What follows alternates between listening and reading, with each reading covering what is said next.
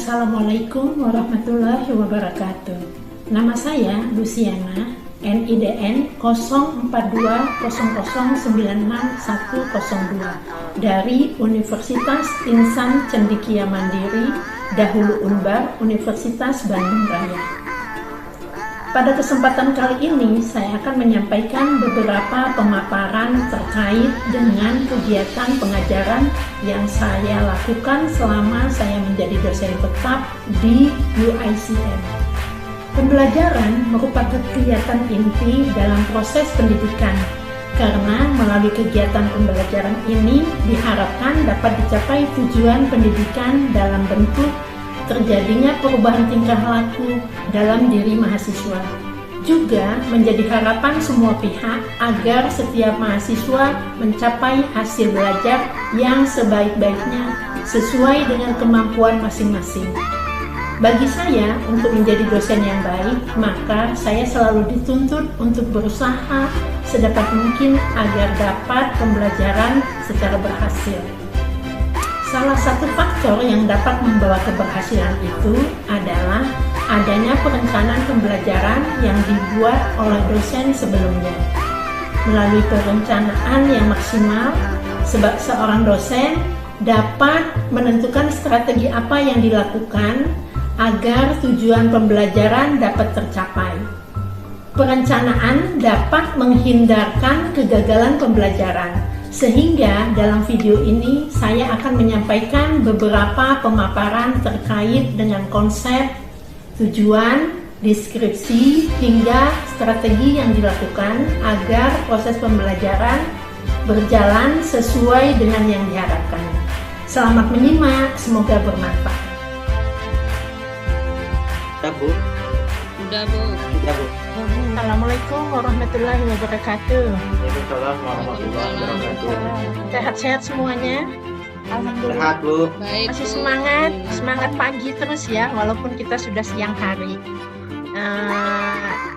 Alhamdulillah pagi ini kita bisa ketemu lagi dalam perkuliahan pengujian serat tekstil. Mata kuliahnya standarisasi. Sebagai dosen tetap dari sebuah perguruan tinggi, pasti dituntut untuk dapat memberikan mata kuliah sesuai dengan keilmuan saya, yaitu bidang kimia tekstil.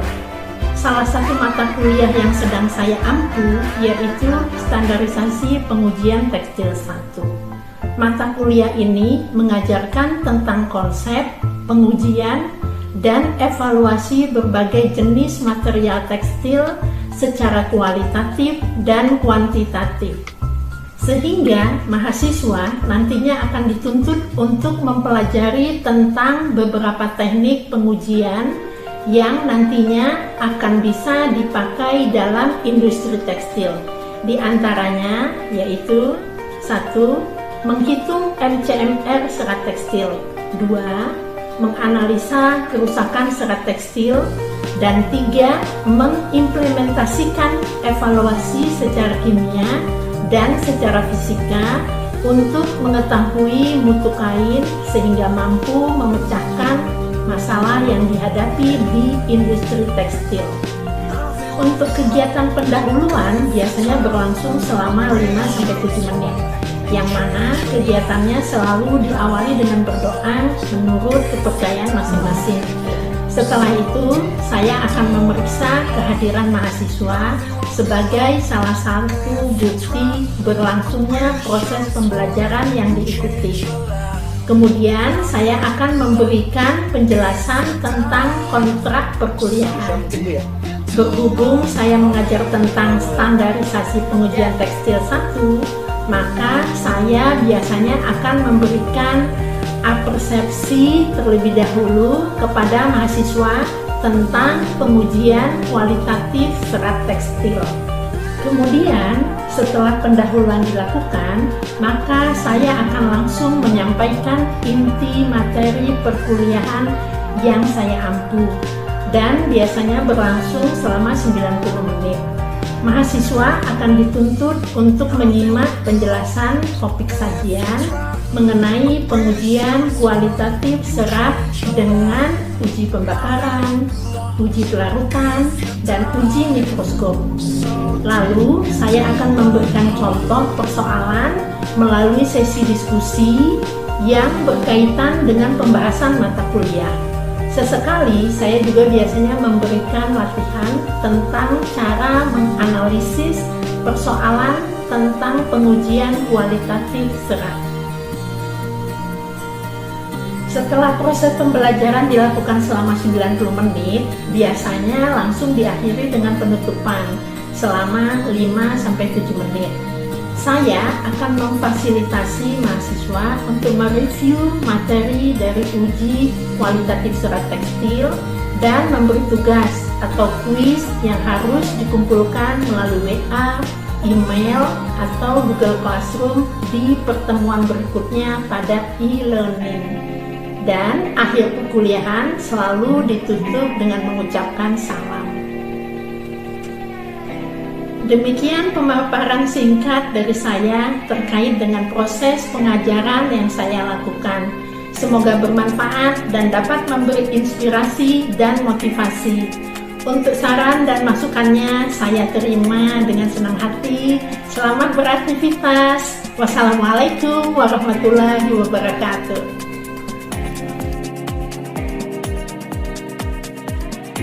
Silakan.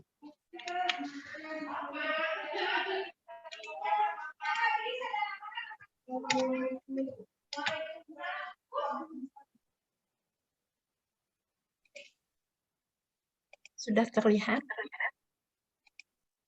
Sudah, Bu. Sudah, Bu. Sudah, Bu. Assalamualaikum warahmatullahi wabarakatuh. Waalaikumsalam warahmatullahi wabarakatuh. Sehat-sehat semuanya? Alhamdulillah. Sehat, Bu. Baik, Masih Bu. semangat, Alhamdulillah. semangat pagi terus ya, walaupun kita sudah siang hari. Alhamdulillah pagi ini kita bisa ketemu lagi dalam perkuliahan pengujian serat tekstil. Mata kuliahnya standarisasi pengujian tekstil. Coba absen dulu disimak ya. Dilihat absen dulu. Nanti materinya Ibu upload. Sudah? Nah, baiklah. Agar berkah semuanya, baiklah pertemuan ini kita buka sama-sama dengan baca basmalah. Bismillahirrahmanirrahim. Bismillahirrahmanirrahim.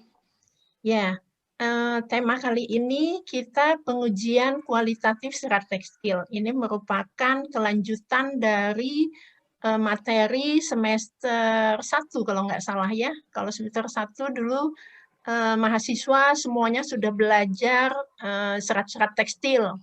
Ya, apa itu serat buatan, apa itu serat alam, apa itu serat. Masih pada ingat nggak? Lupa, Bu. Sebelum Dikit, kita Bu. lanjutkan ke Masih, Bu. masih, alhamdulillah. Jangan lupa, selama kita masih pakai baju, kita harus ingat baju yang kita pakai itu minimal. Kita kan juga sering jalan-jalan nih ke mall, kemana. Nah, kalau kita mau beli baju juga kita pasti lihat dulu nih seratnya serat apa. Itu pelajaran semester pertama. Kalau sekarang ini semester keempat ya, kita lanjut dengan pengujian standarisasi pengujian tekstil. Pada pertemuan ini kita bahas pengujian kualitatif. Nah, sebelum Ibu lanjutkan ke pengujian kualitatif ini, mau nanya dulu Ibu nih.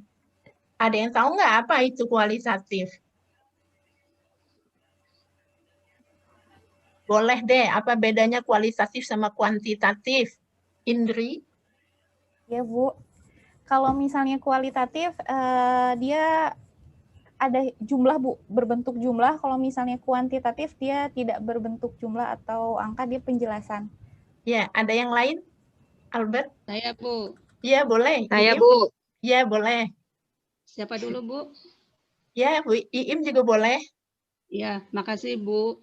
Kalau yang dimaksud kuantitatif adalah dihitung secara jumlahnya. Jadi misalnya ya berkaitan dengan jumlah, tapi kalau kuantitatif tadi Ibu ya, kalau kualitatif yaitu berkaitan dengan mutunya, Bu. Mutu dari bahan tersebut. Oke, ini sudah sering kita dengar ya, kualitatif dan kuantitatif.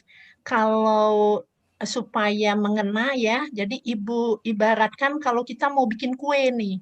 Kalau kita mau bikin kue kan ada gulanya, ada tepungnya, ada terigunya, ya, ada telurnya. Nah, itu kualitatif.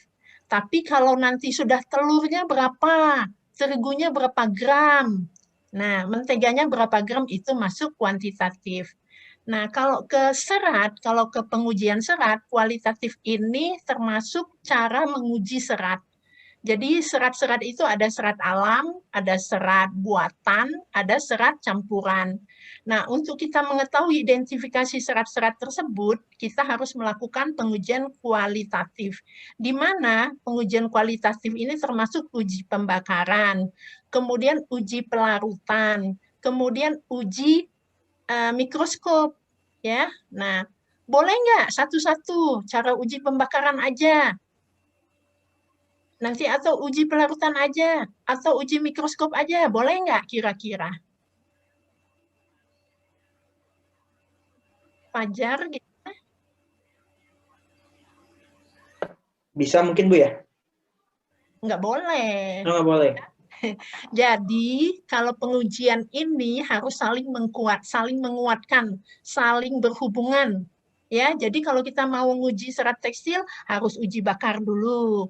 Setelah uji bakar nanti baru uji pelarutan. Setelah uji pelarutan baru uji mikroskop. Jadi kalau uji pembakaran kita hanya bisa melihat apakah serat itu termasuk serat alam atau serat sintetik. Dari mana kita lihatnya? Dari sifat pembakarannya, bau pembakarannya, terus abu pembakarannya. Nah, dari situ kita bisa lihat. Nah, caranya sih gampang, cukup awam, cukup biasa. Kita ambil aja contoh seratnya, kemudian kita dekatkan sama api. Nanti apinya itu bisa dari api Bunsen, bisa dari api spiritus seperti ini ya. Nah, kemudian kita amati apakah seratnya cepat terbakar, baunya seperti apa, sisanya pembakaran seperti apa. Jangan lupa dicatat ya. Nah, ini buat uji pembakaran. Kemudian uji pelarutan. Nah, uji pelarutan paling gampang juga. Jadi kita persiapkan tabung reaksi. Nah, pasti semua sudah tahu kan tabung reaksi. Ada yang nggak tahu nggak nih? Ya, jadi kita siapkan tabung reaksi, kemudian pelarutnya tertentu. Ya, pelarutnya tertentu. Ada asam klorida, ada asam sulfat, ada NaOCl, ada metakresol. Nah, serat-serat ini kita masukkan dalam pelarut tertentu. Nah, kemudian kita amati. Kita masukkan kurang lebih 5 atau 10 mili di dalam tabung reaksi. 5 mili, enggak 10, 5 kira-kira sebuku ibu jari. Ya, sebuku ibu jari jempol. Nah, jadi kita tinggal gampang nanti. Kemudian kita masukkan seratnya, jangan terlalu banyak dan jangan terlalu sedikit. Kalau terlalu banyak, nanti seharusnya larut jadi enggak larut. Kalau terlalu sedikit, cepat larut. Ya, jadi kita amati kurang lebih 10 menit. Ya, kita amati. Nanti baru kita catat, jangan lupa dicatat. Kemudian dilanjut. Jadi kalau tadi uji pembakaran, kita sudah bisa mengetahui apakah dia seratnya serat sintetik atau serat alam.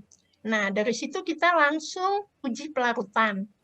Ya, udah uji pelarutan, baru uji mikroskop. Kalau uji mikroskop ada 2.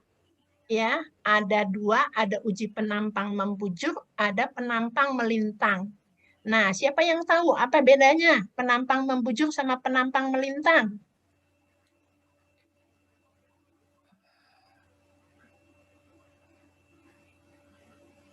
Ada yang tahu? Vertikal dan horizontal bukan Bu ya? Iya, betul. Jadi kalau kita punya pensil boleh ya, punya pensil. Nah, yang memanjang itu membujur, yang ujungnya pensil itu melintang. Kalau kita lihat dari bendanya, kira-kira pengerjaan apa yang paling sulit? Yang lebih sulit? Melintang kali ya. Kalau membujur kita ambil seratnya, taruh di atas preparat, kemudian kita lihat di mikroskop. Tapi kalau melintang, karena dia ujung ya, ujungnya serat ini. Jadi kita harus pakai alat bantu. Alat bantunya itu gabus, ya, dimasukkan. Nanti Ibu ada video supaya lebih apa ya, lebih marem, lebih apa ya, supaya nanti saudara lebih marem lah, lebih Mantap, Bu. Lah, lebih mantap, betul. Terima kasih. Nah, kalau cara kerjanya saudara sudah hafal ya. Nah, nanti dari ketiga pengujian ini kita dapat menyimpulkan serat kapas seperti apa, serat wool seperti apa, serat rami seperti apa, serat poliester seperti apa, serat banyak macam-macamnya seratnya. Jadi Ibu ambil contoh serat kapas. Serat kapas, uji bakarnya bau seperti kertas terbakar. Ya, abunya remuk, sifatnya meneruskan pembakaran. Kalau uji pelarutannya, dia larut dalam H2SO4 70%. Kalau penampang melintangnya, yang membujurnya dia seperti pita. Saudara pernah lihat kan pita rambut? Suka ada kelipet-kelipet enggak tuh? Ada pilinnya, ada puntirannya. Jadi enggak lurus gitu, enggak. Kalau lurus gitu kebanyakan serat sintetik. Kalau penampang melintangnya seperti kacang, seperti terpilin ya. Nah, mungkin ini pengamatannya. Nanti buat selanjutnya saudara Ibu kasih tugas ya, nyari bentuk-bentuk sifat-sifat serat lainnya yang tidak ada di gambar ini. Kita lihat videonya sebentar ya. Mudah-mudahan waktunya cukup.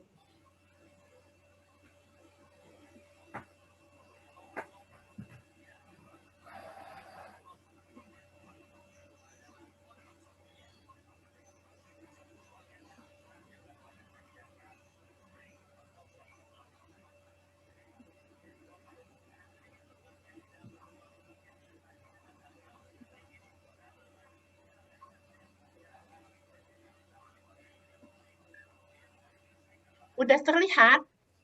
Sudah. Udah terlihat? Sudah, Bu. Sudah. Sudah, Bu. Soalnya Ibu kok nggak bisa terlihat ya.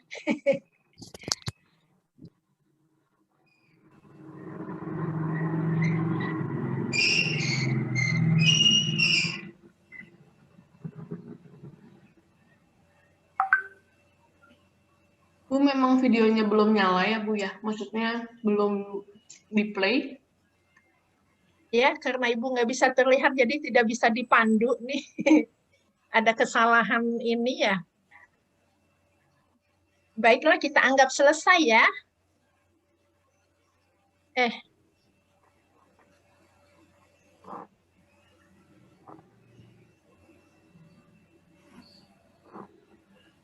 Maaf nih, nggak bisa stopnya gini.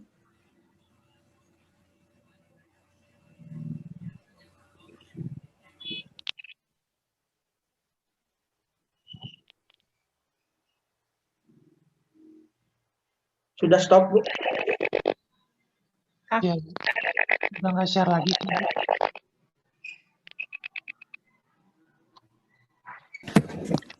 Mikrofonnya.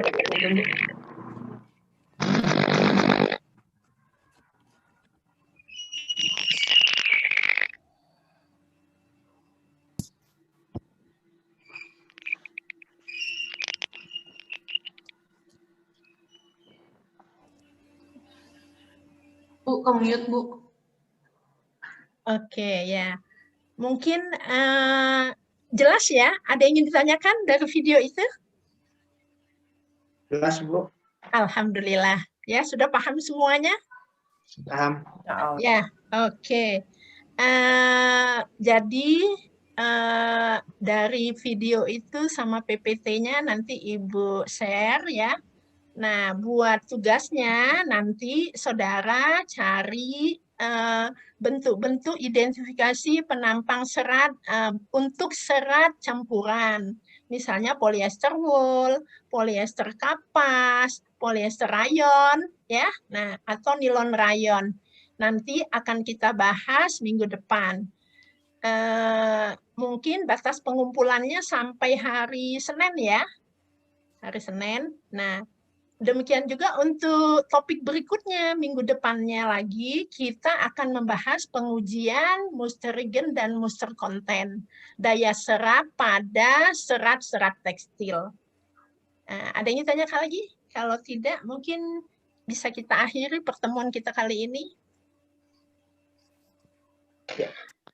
Cukup, Jelas Ibu? ya? Jelas. Ya, Pak Fajar. Ya, alhamdulillah. Baiklah, kita tutup pertemuan ini sama-sama dengan baca hamdalah. Mudah-mudahan bermanfaat buat semua. Alhamdulillah, rabbil alamin. Assalamualaikum warahmatullahi wabarakatuh. Waalaikumsalam warahmatullahi wabarakatuh.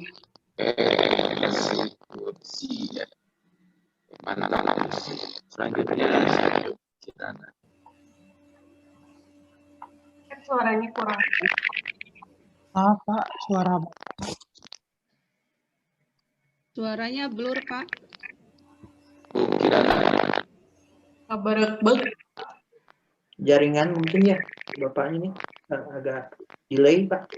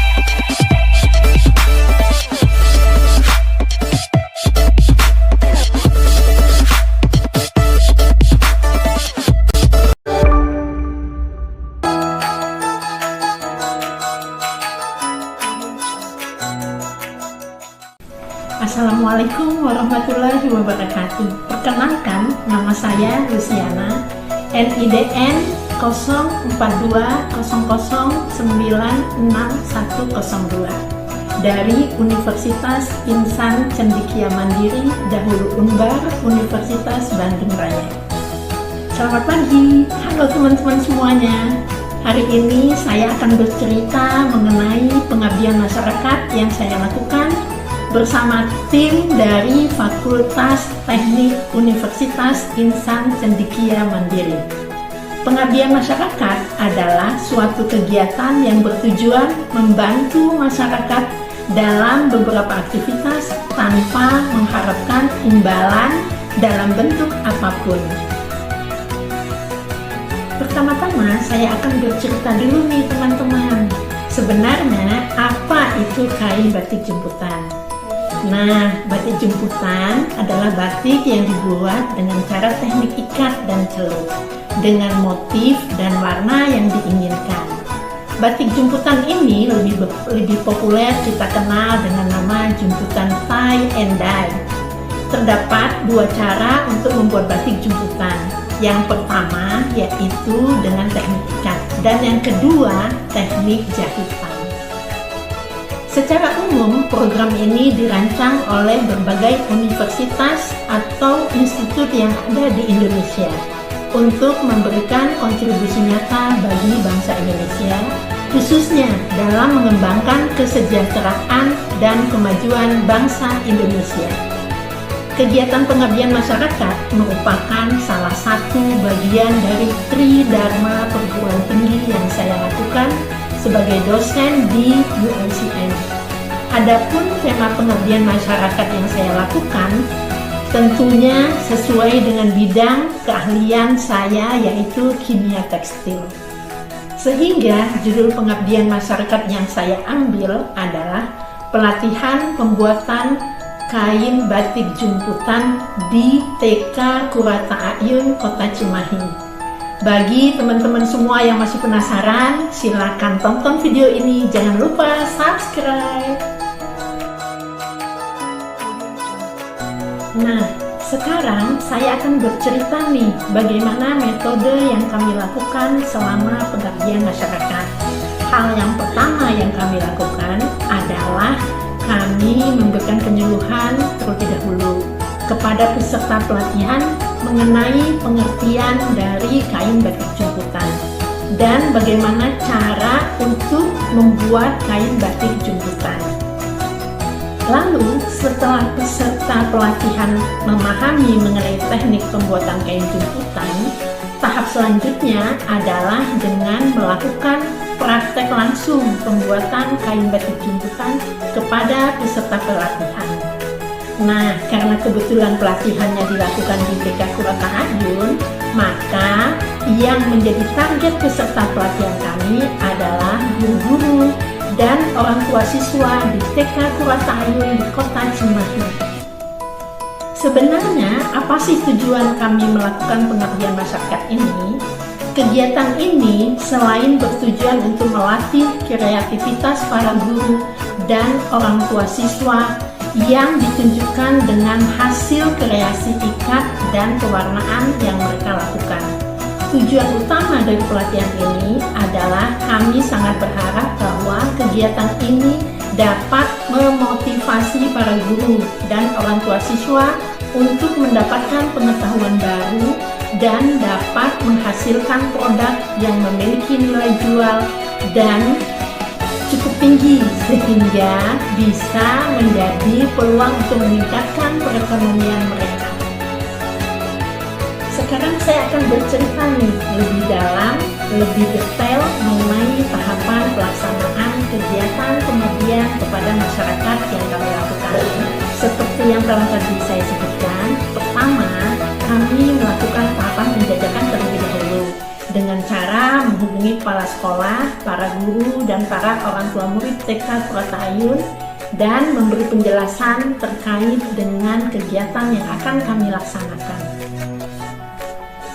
Kira-kira mengapa kita perlu melakukan pendekatan terlebih dahulu sebelum memulai kegiatan? Hal ini dilakukan agar kita dapat mengetahui situasi tempat pelaksanaannya. Setelah pendekatan dilakukan, tahap kedua yaitu kami mulai menyiapkan bahan untuk membuat kain batik jumputan. Setelah semua persiapan bahan selesai, kemudian tahap selanjutnya adalah pemberian materi tentang pembuatan kain batik jumputan kepada para peserta pelatihan dengan cara melakukan diskusi kepada para peserta pelatihan. Langkah ini dimaksudkan untuk memberi bimbingan teknis kepada para guru dan para orang tua murid agar pelaksanaan pembuatan kain batik jumputan dapat dilaksanakan sesuai dengan rencana kegiatan. Nah, setelah semua tahapan tersebut dilakukan, barulah kami memulai praktek pembuatan kain batik jumputan di TK Kurata Ayun Cimahi yang terletak di Jalan Pondok Gustira nomor 234 Cimahi, Kampung Sukamaju, Kelurahan Padasuka, Kecamatan Cimahi Tengah, Kota Cimahi, pada hari Kamis tanggal 28 November 2019. Waktunya jam 8 sampai selesai dengan kegiatan yang kami lakukan.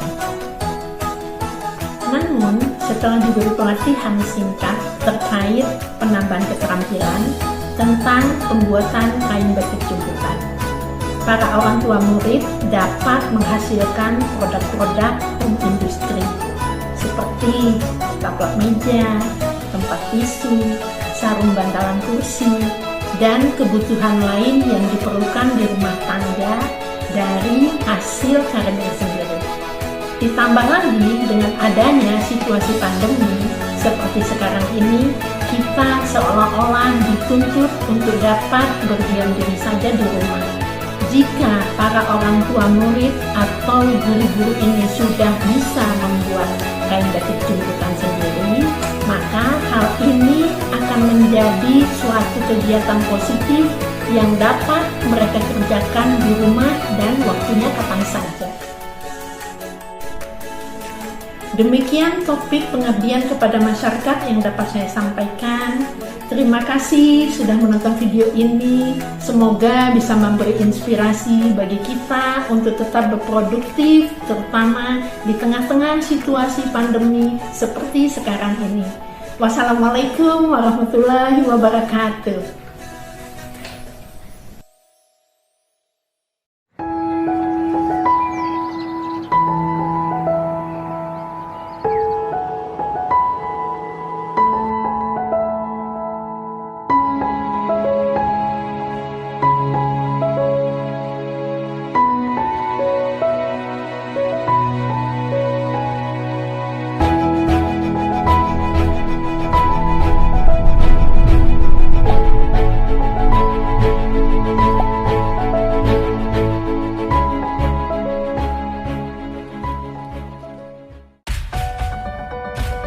Nama saya Luciana dengan NIDN 0420096102 dari Universitas Insan Cendekia Mandiri, dahulu Unbar, Universitas Bandung Raya. Pada kesempatan kali ini, saya ingin mencoba untuk sharing kepada Bapak Ibu, Saudara-saudari semua yang menonton video saya mengenai topik roadmap penelitian yang saya lakukan. Selama beberapa tahun saya mengajar menjadi dosen di UICM, saya melakukan berbagai penelitian, baik yang dilakukan oleh sendiri maupun berkolaborasi bersama mahasiswa ataupun teman-teman dengan bidang yang sesuai. Sebagai dosen, saya selalu berupaya untuk melakukan pengembangan keilmuan dan peningkatan keahlian secara berkelanjutan melalui kegiatan penelitian, menulis dan menyajikan karya ilmiah dengan tujuan agar dapat menambah sekaligus memperdalam keilmuan yang saya miliki. Adapun fokus penelitian yang saya lakukan saat ini yaitu mengenai penyempurnaan pelemasan pada kain tekstil dengan judul pengaruh konsentrasi dan waktu proses zat pelemasan non-ionic snow silicone RDSCC terhadap pegangan kain yang lemas pada proses penyempurnaan kain kapas. Mungkin Bapak Ibu saudara-saudara di sini perlu untuk mengetahui lebih lanjut apa itu pegangan kain, mengapa pegangan kain harus dilemas, dan bagaimana proses penyempurnaan kain kapas. Semuanya akan saya jelaskan di video ini. Dan selamat menyimak, semoga bermanfaat. Pegangan kain merupakan salah satu fisik kain yang perlu diperhatikan, terutama untuk kebutuhan konveksi. Pegangan yang lemas dapat diperoleh dengan penambahan zat pelemas melalui proses penyempurnaan. Zat pelemas adalah zat yang mampu melapisi permukaan bahan dengan lapisan film tipis pada bahan tekstil yang mengakibatkan pengecilan gesekan antara elemen bahan yang berdampingan sehingga bahan lemas dan terasa lembut. Jika Bapak Ibu masih bertanya-tanya, apa itu pegangan kain? Pegangan kain merupakan salah satu sifat fisik kain yang perlu diperhatikan, terutama untuk kebutuhan konveksi atau pakaian jadi. Biasanya, pakaian jadi memerlukan jenis pegangan kain yang lemas, sedangkan pegangan yang lemas dapat diperoleh dengan cara penambahan zat pelemas melalui proses penyempurnaan. Zat pelemas itu sendiri sebetulnya merupakan zat yang mampu melapisi permukaan bahan dengan lapisan film tipis pada bahan tekstil, sehingga mengakibatkan kain menjadi lemas dan terasa lembut. Pada penelitian yang saya lakukan, pelemas yang digunakan adalah pelemas non-ionik jenis mikrosilikon atau snow silicone RDSCC yang diberikan pada kain kapas 100%. Pada proses penyempurnaan pelemasan tekstil termasuk proses secara kimia, yang mana pada prosesnya tentunya menggunakan bahan-bahan kimiawi. Penyempurnaan pelemasan ada yang bersifat permanen dan sementara. Yang membedakan kedua proses tersebut adalah pada hasil pencuciannya. Penyempurnaan yang bersifat permanen biasanya diperoleh hasil kain yang tahan 9 kali proses pencucian. Sedangkan yang bersifat sementara biasanya diperoleh kain yang tahan 4 kali proses pencucian. Dengan adanya proses penyempurnaan pelemasan tersebut, maka diharapkan juga dapat diperoleh sifat pegangan kain, ketahanan kusut, stabilitas dimensi yang baik, dengan tanpa mengurangi kelembutan bahan aslinya.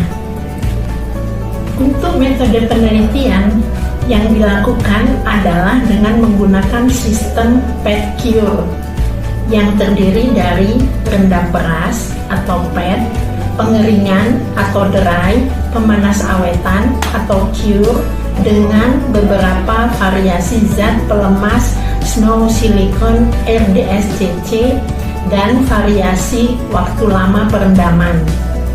Adapun beberapa pengujian yang dilakukan diantaranya, yang pertama adalah pengujian terhadap kelangsaian kain dengan menggunakan alat Dredd tester.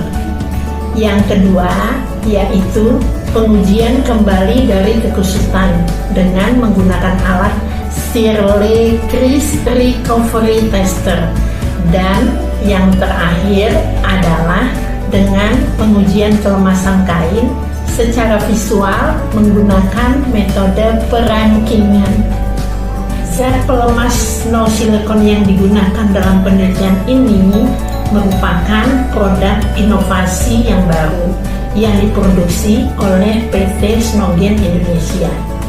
Zat ini merupakan pengembangan dari zat yang sebelumnya, yang diharapkan dapat menghasilkan kualitas produk tekstil yang memenuhi standar untuk kain jadi.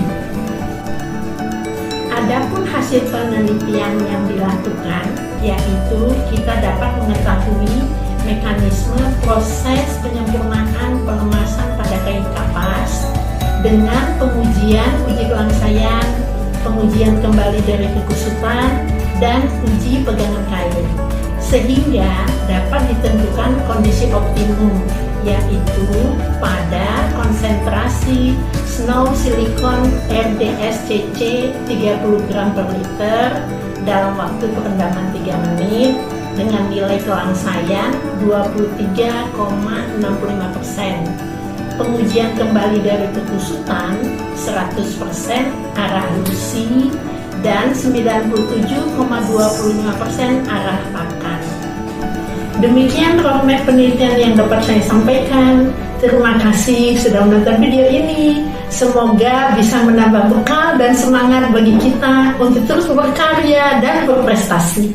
Wassalamualaikum warahmatullahi wabarakatuh.